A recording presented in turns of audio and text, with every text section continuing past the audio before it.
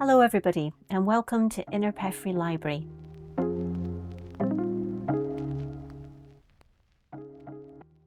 Innerpeffray was founded in 1680 and it was the very first free public lending library in Great Britain. So we're almost 350 years old and I'm sitting today in our reading room surrounded by our 19th century book collection. The library was lending books right up until 1968, so our collection ranges from its very early days with lots of books from the 1500s right up until the 20th century. And the observant amongst you may have already noticed that I'm wearing gloves. If you've visited Innerpeffray before, one of the things we're always very firm about is we don't wear gloves. But there's a very particular reason why I'm wearing gloves today, and all will be revealed. Earlier this year, Innerpeffray took part in a project with the University of St Andrews, investigating some of the 19th century books, as you can see around us. We've got about 900 in our collection. And they have been developing a testing technique because it has emerged that some books in 19th century collections are actually poisonous. This is the colour we're looking for. This incredible bright green is known as emerald green, and it contains heavy metals. It contains arsenic, to be exact.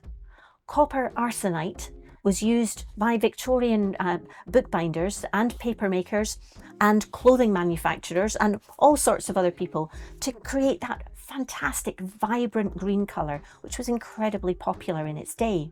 We had no idea that we had books in our collection that were poisonous, and so it was really exciting to be part of this pilot project, which is helping to create a small portable tester that can be used by libraries all over the country. So what are these books? Well, this little one is actually a little bit confusing because it's quite an old book. If I open it up, we can see it's an ABC with the shorter catechism.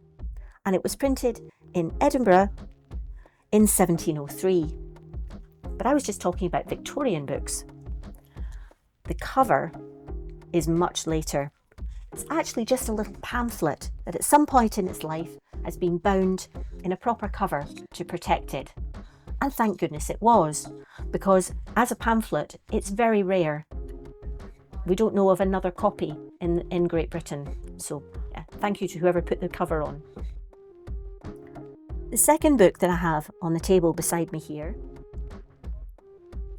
is called Forget Me Not.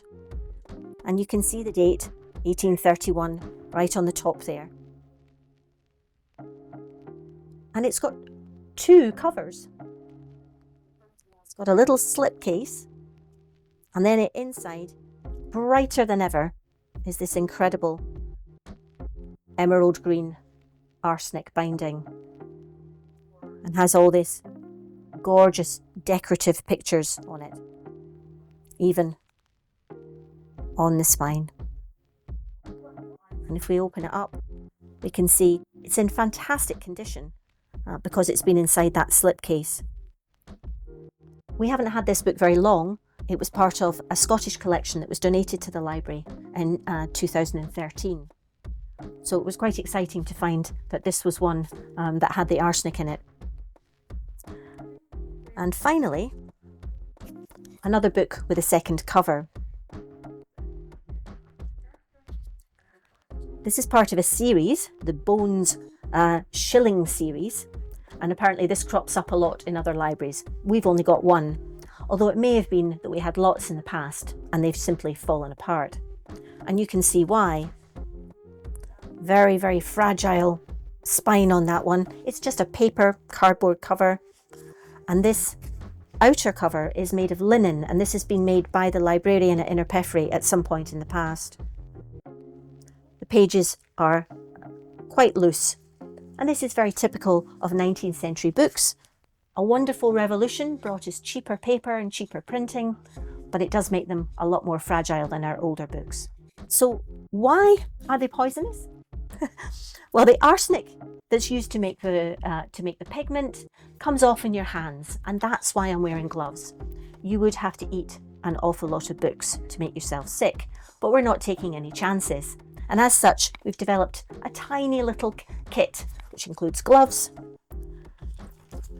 It includes some simple labels and also some Melinex folders. And that means that we can put the books into these when they're on the shelf. And it's a signal as much as anything to people who are taking the books off the shelf that this is one you have to handle with care.